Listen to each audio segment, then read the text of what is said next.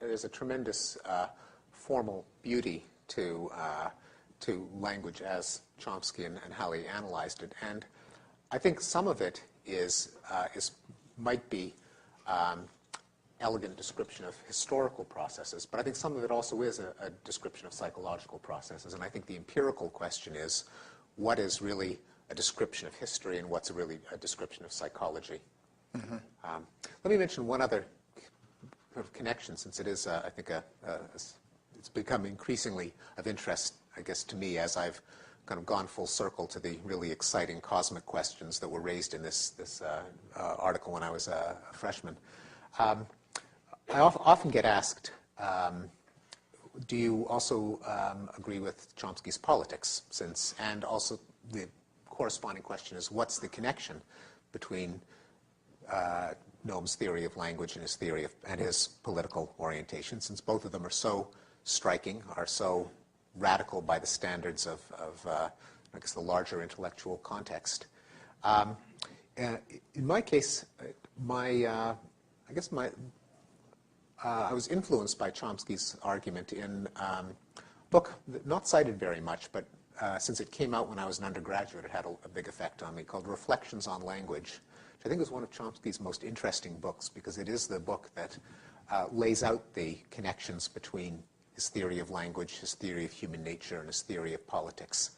And I think it's the theory of human nature that links the language ideas and the political ideas.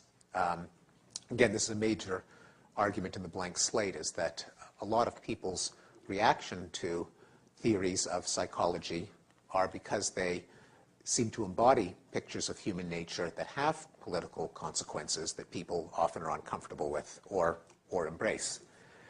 In the case of Chomsky's, the link between his politics and his language, he's properly says that these are logically independent. One should not be judged in terms of the other. One can be right, the other can be wrong, but that there is a discernible thread. And the discernible thread for Chomsky is that his view of his politics are those of, he describes himself as a libertarian socialist. For many people, that's an oxymoron, but also an anarcho-syndicalist. Yes, anarcho-syndicalist. That is a kind of a left-wing anarchist as opposed to a kind of right-wing Ayn Rand capitalist anarchist. And the idea is that people have a spontaneous tendency to cooperate, to produce for the sheer sake of it. We're just creative, productive organisms that have an autonomous need to create, to express our thoughts, to create works of art, works of science, without regard for the reward or the consequences. And that the reason that the only way, first of all, the only way you can be an anarchist is if you believe that people are naturally good, as opposed to, say, being a Hobbesian and believing that people without a Leviathan to control them will be at each other's throats. So you have to have a somewhat romantic view of human nature, and Chomsky does. He traces his ideas, some of his ideas, back to Rousseau and the doctrine of the noble savage. And if you are not a capitalist, if you believe that people don't have to be motivated by wages or profits, you have to have a conception of the human that we have an endogenous, spontaneous need to create for the sake of it. And in fact, the early Marx, who Chomsky also cites favorably, had this as part of his theory of alienation, that there's a natural human tendency to produce and cooperate, and that social institutions of capitalism kind of suppress that, and also suppress the natural human tendency to affiliate, to cooperate, to form harmonious communities. So I think that's the deepest root of Chomsky's belief system. On the one hand, it leads to a anarcho-syndicalist politics. On the other hand, it leads to a conception of language that emphasizes productivity, creativity, the finite algorithm that can generate an infinite number of products. The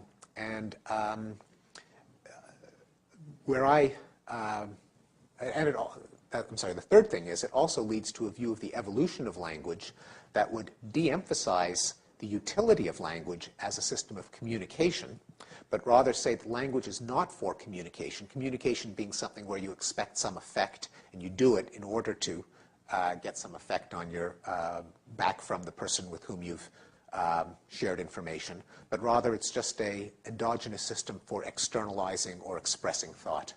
And language not being useful, simply being an urge to create or express, therefore can't be explained in terms of its beneficial consequences, which of course is the essence of Darwinian natural selection. Things are selected because they're useful. They get you things. You tell someone else where the berries are, they tell you where the fish are. Both of you are less likely to starve. You have more babies. Those linguistic abilities are passed on. That's the opposite of Chomsky's view, where language has nothing to do with finding out where the berries are. It's just an urge to create.